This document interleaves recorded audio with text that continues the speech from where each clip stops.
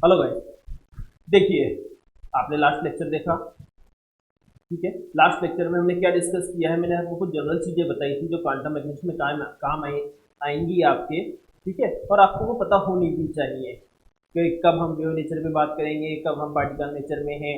हमें इन चीज़ें डिफरेंस पता रहेगा तो हमें ये तो पता रहेगा कम से कम काम करते टाइम कि हम कहाँ काम कर रहे हैं। ठीक है, तो वो मैंने आपके लिए एक जनरल डिस्क्रिप्शन दिया था।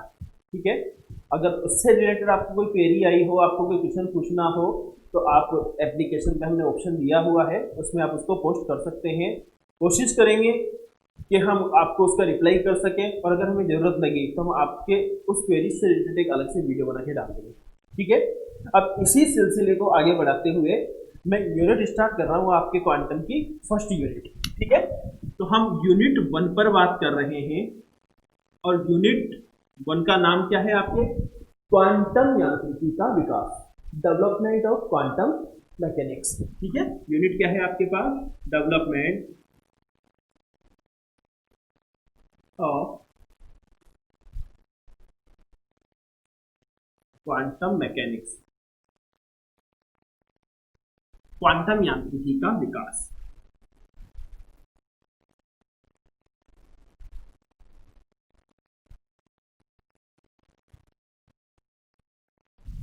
ओके, अब देखिए हमने वैसे लास्ट लेक्चर में डिस्कस भी किया था कि क्वांटम की स्टार्टिंग कहाँ से हुई थी। कि सन 1900 के आसपास कुछ फिनोमिनाज थे, जैसे आपका ब्लैक बॉडी रेडिएशन, कृष्णिका विकिरण, फोटो इलेक्ट्रिक इफेक्ट, प्रकाश विद्युत प्रभाव, कॉम्पटन इफेक्ट, कॉम्पटन प्रभाव। ये उस टाइम की ऐसी डिस्कवरीज थी कि हमारे पास जो उस टाइम तक जितनी फिजिक्स मौजूद थी, जिसको हम बोलते हैं क्लासिकल फिजिक्स या विद्युत चुंबकीय सिद्धांत, इलेक्ट्रोमैग्नेटिक थ्योरी। ठीक है, electromagnetic means wave theory, simple सी बात है। तो उससे जब हमने इनको एक्सप्लेन करने की, इनके प्रैक्टिकल रिजल्ट को एक्सप्लेन करने की कोशिश की, तो हम नहीं कर पाए। तब एक नीड हुई हमें कि कुछ ना कुछ नया आना चाहिए जिसकी हेल्प से हम क्या करें, इनको एक्सप्लेन कर सकें। उस नए की शुरुआत कहाँ से हुई है? आपके प्लांक के क्वांटम सिद्धांत से। ठीक है, और प्लांक के क्वांटम सिद्धांत ने क्या कहा है? The emission and absorption of light is takes place in the form of some packets, and one packet is known as quanta और फोटोन।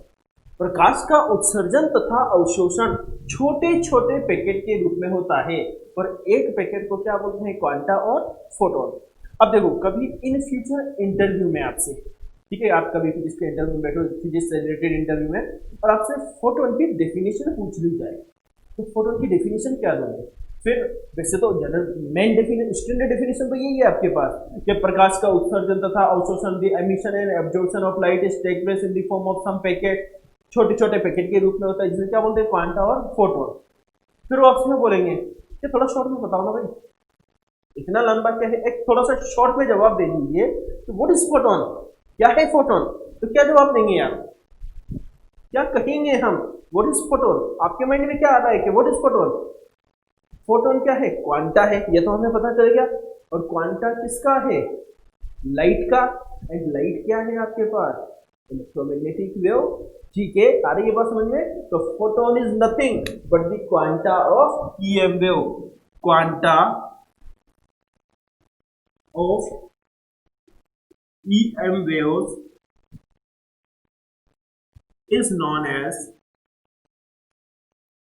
फोटोन। ठीक है, क्वांटा मतलब एक फिक्स वैल्यू, फिक्स अमाउंट। ठीक है, कंटिन्यूसली नहीं, अलग अलग अलग अलग एक फिक्स अमाउंट, उसको बोलते हैं हम क्वांटा, जिसकी टर्म में होगा। और फोटोन की एनर्जी क्या बताई थी हमने? फोटोन की एनर्जी कितनी होती है? E is equals to h nu के इक्वल, वह न्यू इज दी फ्रीक्वेंसी, आवृत्ति है, और एच क्या है आपका? प्लांक कांस्टेंट है। ठीक है, और प्लांक कांस्टेंट की वैल्यू क्या लिखी थी हमने? 6.62 इंटू 10⁻34 जूल सेकेंड। और हमने इस प्लांक कांस्टेंट की हेल्प से ही बताया था, मैंने आपको लास्ट लेक्चर में, कि कब आपका क्लासिकल में है, कब आप क्वांटम में है। ठीक है, तो ये जनरल डिस्क्रिप्शन है। तो क्वांटम की स्टार्टिंग कहां से हुई? आपके प्लांक के क्वांटम थ्योरी से। अब हम बात कर रहे हैं डेवलपमेंट ऑफ क्वांटम मैकेनिक्स। ठीक है, क्वांटम यांत्रिकी का विकास कहां से हुआ? तीन phenomena, black body radiation, photo electric effect, Compton effect. तो सबसे पहले तो हमें उनके बारे में जानकारी होनी चाहिए, उनके प्रैक्टिकल रिजल्ट्स हमें देखने पड़ेंगे क्या क्या आ रहे हैं। ठीक है। उसके बाद हम ये देखेंगे प्रैक्टिकल रिजल्ट्स के बाद कि क्लासिकल फिजिक्स वालों ने, इलेक्ट्रोमैग्नेटिक वेव्स थ्योरी ने वो इसको एक्सप्लेन करने में कैसे सफल नहीं हुई, ठीक है, कैसे फेल हो गई, और प्लांक के क्वांटम सिद्धांत की हेल्प से E equals to h nu particle nature लेते हुए उनको किस तरीके से एक्सप्लेन किया, ठीक है। इसी सिलसिले को आगे बढ़ाते हुए हम स्टार्टिंग कर रहे हैं आपके फोटो इलेक्ट्रिक इफेक्ट से, प्रकाश विद्युत प्रभाव से, ठीक है। तो आइए हम सबसे पहले बात करते हैं आपके प्रकाश विद्युत प्रभाव की। आपने ये पहले भी पढ़ा है ट्वेल्थ क्लास में भी, ठीक है। प्रकाश विद्युत प्रभाव, फोटो इलेक्ट्रिक इफेक्ट,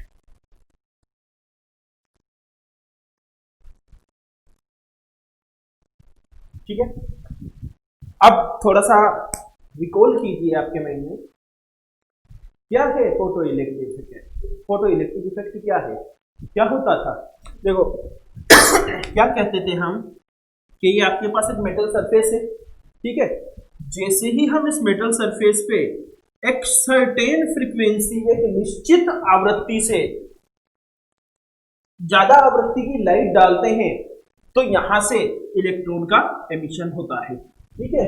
और ये फिनोमिना है, ये परिघटना क्या कहलाती है आपके प्रकाश विद्युत प्रभाव, कि जब किसी मेटल सरफेस पे एक निश्चित आवृत्ति से अधिक आवृत्ति का प्रकाश डाला जाता है तो उस सतह से इलेक्ट्रॉन का उत्सर्जन होता है, इलेक्ट्रॉन का एमिशन होता है सरफेस से, and this phenomena is known as photo electric effect, ठीक है। जो आपके ये जो इलेक्ट्रॉन उत्सर्जित होते हैं, एमिटेड जो इलेक्ट्रॉन होते हैं, इनको बोलते हैं हम फोटो इलेक्ट्रॉन्स, फोटो इलेक्ट्रॉन्स, ठीक है। ये इलेक्ट्रॉन क्या कहलाता है आपके फोटो इलेक्ट्रॉन। और अगर इसी सिस्टम को हम सर्किट में लगा दे, सर्किट में जोड़ दे, तो इलेक्ट्रॉन का एमिशन हो रहा है, एमिशन हो रहा है मतलब इलेक्ट्रॉन क्या है, मोशन में है, और इलेक्ट्रॉन मोशन में हो तो क्या होगी, करंट फ्लो होगा, धारा प्रवाहित होगी, and that current is known as photo current, प्रकाश विद्युत धारा। तो इस फोटो इलेक्ट्रॉन के कारण जो परिपथ में धारा प्रवाहित होती है वो क्या कहलाती है आपके प्रकाश विद्युत धारा, फोटो करंट कहलाती है, ठीक है। अच्छा, पढ़ाते पढ़ाते मुझे कुछ याद आ गया, इलेक्ट्रॉन वो सॉरी करंट जो है आपके वो कैसी क्वांटिटी है, स्केलर है, वेक्टर है, सदिश है या अदिश है।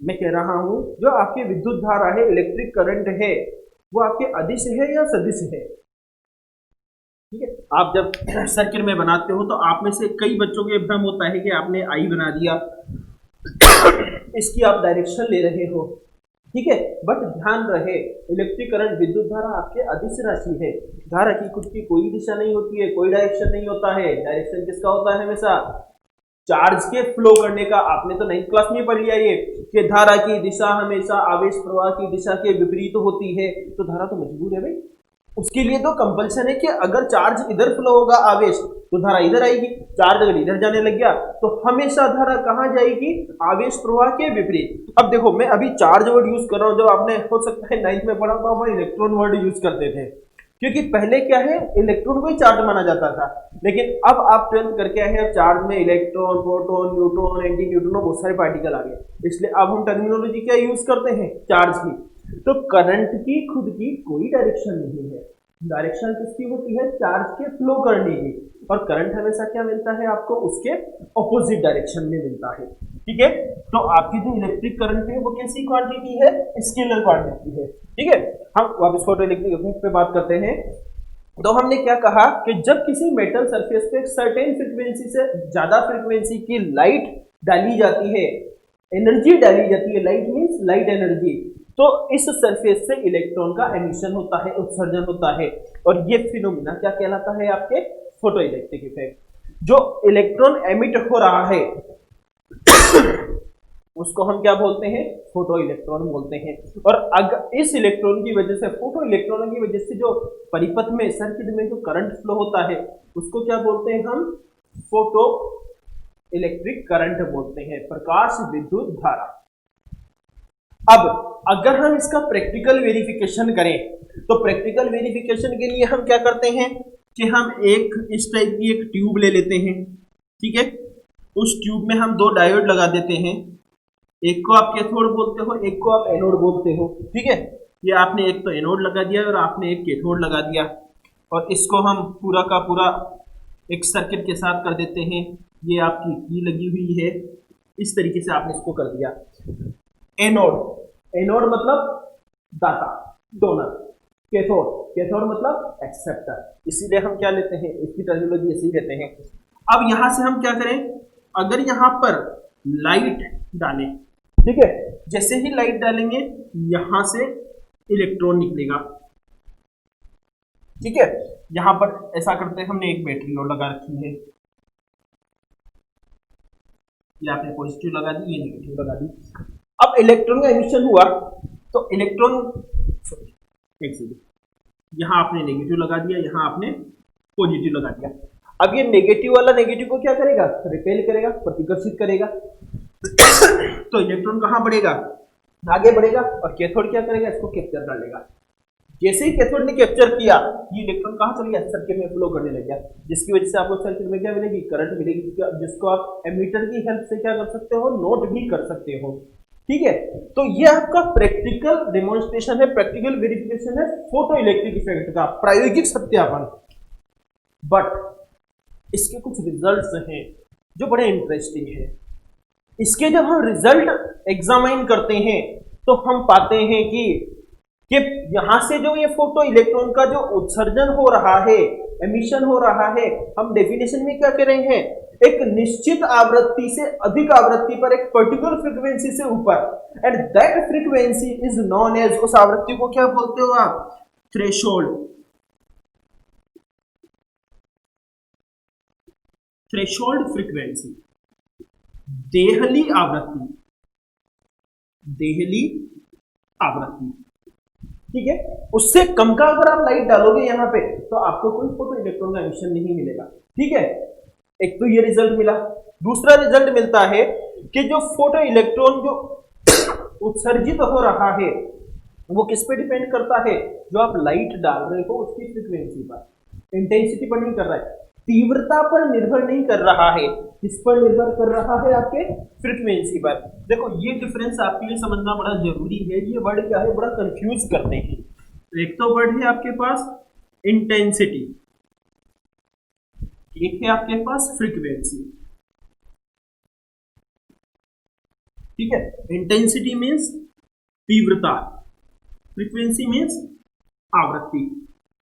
सुनने में हमें बड़े सिमिलर से लगते हैं, हम कई बार इनका मीनिंग एक दूसरे लेके चले जाते हैं, पर मैं इनमें बड़ा डिफरेंस है। देखो फ्रीक्वेंसी का मीनिंग है सिंपल सा, साइकिल पर सेकेंड, रिपीटेशन। आप सिंपली ये बोल सकते हो, आवृत्ति मतलब क्या होता है, रिपीटेशन, और तीव्रता जो है that is nothing but energy पर सेकेंड। ठीक है, पर सेकेंड कितनी एनर्जी आ रही है उसको तो हम क्या बोलते हैं, इंटेंसिटी, तीव्रता। और एक सेकेंड में काम कितनी बार रिपीट हो रहा है, 10 बार रिपीट हो रहा है, 20 बार रिपीट हो रहा है, that is known as frequency. ठीक है, अब देखो फोटो इलेक्ट्रिक इफेक्ट का जो प्रैक्टिकल डिमॉन्स्ट्रेशन है वो क्या रिजल्ट दे रहा है कि जो फोटो इलेक्ट्रॉन की जो एनर्जी है, जो फोटो इलेक्ट्रॉन का एमिशन है वो किस पे डिपेंड करता है, फ्रीक्वेंसी पे डिपेंड करता है, इंटेंसिटी पे डिपेंड नहीं करता है। समझ रहे हो, किस पे डिपेंड करता है, फ्रीक्वेंसी पे। फिर उस पे फ्रीक्वेंसी पे डिपेंडेंस के बाद अगर आप उसकी इंटेंसिटी बढ़ाओ तो करंट की वैल्यू बढ़ती जाती है। ठीक है, वो एक अलग मैटर है। लेकिन आप एक पर्टिकुलर फ्रीक्वेंसी, जिसको आप क्या बोल रहे हो, थ्रेशोल्ड फ्रीक्वेंसी, देहली आवृत्ति से कम आवृत्ति का प्रकाश डालोगे तो फोटो इलेक्ट्रॉन का एमिशन नहीं होगा। ठीक है, अभी हम ये डिस्कस नहीं कर रहे हैं क्यों नहीं होगा, क्यों हो रहा है, इसकी बात हम बाद में करेंगे। अभी मैं सिर्फ आपको प्रैक्टिकल रिजल्ट बता रहा हूं। ठीक है, अब थोड़ा सा कुछ निरोधी विभव है आपका, स्टॉपिंग पोटेंशियल, हम उसकी भी बात करेंगे, पर हम थोड़ा सा यहीं से क्लासिकल पे आ जाते हैं कि फोटो इलेक्ट्रिक इफेक्ट को समझाने में आपकी चिर संबंधभूति की electromagnetic theory, classical physics fail हो गई। क्यों हो गई, आपने आर राजकुमार की वो मूवी देखी है, सॉरी शाहिद कपूर की मूवी देखी है आर राजकुमार, उसका गाना सुना ही होगा, कद्दू कटेगा तो सब में बटेगा, है ना, इस चीज तो आपको बड़े अच्छे से याद रहती है, सुना ही होगा। ठीक है, कद्दू कटेगा तो सब में बटेगा, कटेगा तो बटेगा, कटेगा ही नहीं तो बटेगा कैसे। ठीक है, अब देखिए एक जनरल एग्जांपल लेते हैं कि क्लासिकल फिजिक्स आपके क्या कहती है कि भाई कहीं बहुत सारे वो श्रद्धालुओं की लाइन लगी हुई है, भीड़ लगी हुई है, और आप कुछ प्रसाद लेके आए हैं, लाइक सत्तू टाइप का, सत्तू समझते हैं ना, घर में अपन यूज करते हैं, ठीक है। अब आप जब हम प्रसाद बांटेंगे तो सब में बंटना चाहिए, ठीक है। तो जब हम यहां से एनर्जी डाल रहे हैं, वो भी कितनी, E is equal, sorry, Prakash energy जो हम डाल रहे हैं वो जब यहां गिरेगी तो ऐसा तो नहीं है एक इलेक्ट्रॉन था सरफेस के अंदर, यहाँ तो बहुत सारे इलेक्ट्रॉन रहे होंगे हजारों में, एक मोल में कितने होते हैं 10⁸ इलेक्ट्रॉन्स होते हैं, ठीक है। इतने इलेक्ट्रॉन रहे होंगे तो ये जो प्रसाद बटना चाहिए, ये जो एनर्जी बटनी चाहिए, सब में बराबर बटनी चाहिए। प्रकाशिक क्षेत्र में उपस्थित सभी इलेक्ट्रॉनों में इस ऊर्जा का वितरण बराबर होना चाहिए। आ रही है बात समझ में? और अगर ऐसा होता है तो इलेक्ट्रॉन को यहां से बाहर निकलने के लिए हो सकता है कुछ सेकंड लग जाए, कुछ मिनट लग जाए, कुछ घंटे लग जाए, कुछ दिन लग जाए, या कुछ साल लग जाए। लेकिन प्रैक्टिकल वेरिफिकेशन क्या कहता है कि इधर तो आपने सरफेस पे प्रकाश डाला और इधर से एमिशन हो गया इलेक्ट्रॉन का, कोई टाइम लेग नहीं है यहां से प्रकाश के डालने में और इलेक्ट्रॉन के उत्सर्जन में। There is no time lag. Time lag का मतलब होता है समय पश्चात, कोई टाइम लेग नहीं है। ऐसा नहीं है कि यहां हमने प्रकाश डाल दिया और 1 घंटे के बाद इलेक्ट्रॉन निकल के बाहर जा रहा हो, आपने डाला और वो निकल गया। और क्लासिकल क्या कह रही है कि कद्दू कटेगा तो सब में बटेगा। जब लाइट एनर्जी आएगी तो वो थोड़ी थोड़ी समय बटेगी, तो इलेक्ट्रॉन के पास बाहर निकलने के लिए ऊर्जा एकत्रित होने में कुछ तो समय लगना चाहिए। इस बात की व्याख्या क्लासिकल फिजिक्स विद्युत चुंबकीय सिद्धांत नहीं कर पाया। अब इसी की व्याख्या करने के लिए आइंस्टीन ने क्या काम लिया, प्लांक का सिद्धांत E is equals to h nu, क्योंकि प्लांक के सिद्धांत में लाइट को सत्तू नहीं मान के क्या माना गया, एक पार्टिकल सिंपल। आपके पास जो प्रसाद है वो कैसा है, वो सत्तू की फॉर्म में नहीं होके सिंपल एक एप्पल है। अब आप सोच रहे हैं कि मैं इस एप्पल को काट के सबको दूंगा, क्या मतलब निकलेगा, तो हम सिंपल सा प्रोसेस क्या करते हैं, अब शब्द तो बाहर बहुत सारे हैं, हम परेशान, ये प्रसाद कैसे बांटे, तो हमने भी क्या कर लिया, हमने भी ऊपर वाले का सहारा ले लिया कि ये हाथ में एप्पल लिया, पीछे घूमे और जय बम बोले, फेंक दिया। अब पीछे तो भीड़ लगी हुई है, जिसने पकड़ा उसका हो गया, ठीक है। तो आइंस्टीन क्या कहता है कि जो लाइट की जो नेचर है वो कैसी है, E equals to h nu, particle nature है, एक पार्टिकल की फॉर्म में है वो लाइट, ठीक है। जैसे ही वो यहां पर गिरी एक पार्टिकल की फॉर्म में थी, ऐसा नहीं है कि उसकी ऊर्जा सब में बटेगी। कोई एक इलेक्ट्रॉन था जिसने उसको कैप्चर कर लिया और कैप्चर करते उसके पास इतनी एनर्जी हो गई कि वो निकल के कहां आ गया, बाहर आ गया, ठीक है। देखो बहुत अच्छी फिजिक्स है अगर आप इसको थोड़ा सा डीपली लेके जाओ तो, ठीक है। तो क्लासिकल, अब क्लासिकल क्यों कह रही थी, क्योंकि क्लासिकल तो पार्टिकल नेचर को मानती नहीं थी। क्लासिकल कहती थी लाइट की नेचर कैसे, आपके वेव नेचर है, तरंग प्रकृति है। और डी ब्रोगली ने कहा कि कण भी हो सकती है, और कण प्रकृति की इक्वेशन किसने दी आपको, प्लांक ने। तो देखो बड़ा अच्छा सा वेरिफिकेशन है, मैंने आपको भी थोड़ा सा रफली ले लिया, मैं इसको आपको वापस सिस्टम से लूंगा, इसके और भी रिजल्ट हैं बहुत सारे। तो बड़ी अच्छी स्ट्रॉन्ग वाली फिजिक्स है। आप लोग जब लेक्चर देखते हो उससे पहले आप लोग अपनी नॉलेज की लेके थोड़े से बैठा करो, थोड़ा सा पढ़ा करो टॉपिक के बारे में, ताकि आपको भी पता रहे कि कोई डिफरेंस है तो आपको क्वेरीज आएंगी, आपके माइंड में कुछ क्वेश्चंस आएंगे, हम उन क्वेश्चंस को सोल्व करने की पूरी कोशिश करेंगे, ठीक है। हम इसको ही नेक्स्ट लेक्चर में थोड़ा और कंटिन्यू करेंगे, थोड़ा अच्छे लेवल पे जाके। तब तक के लिए आप इसको देखिए। Thank you so much.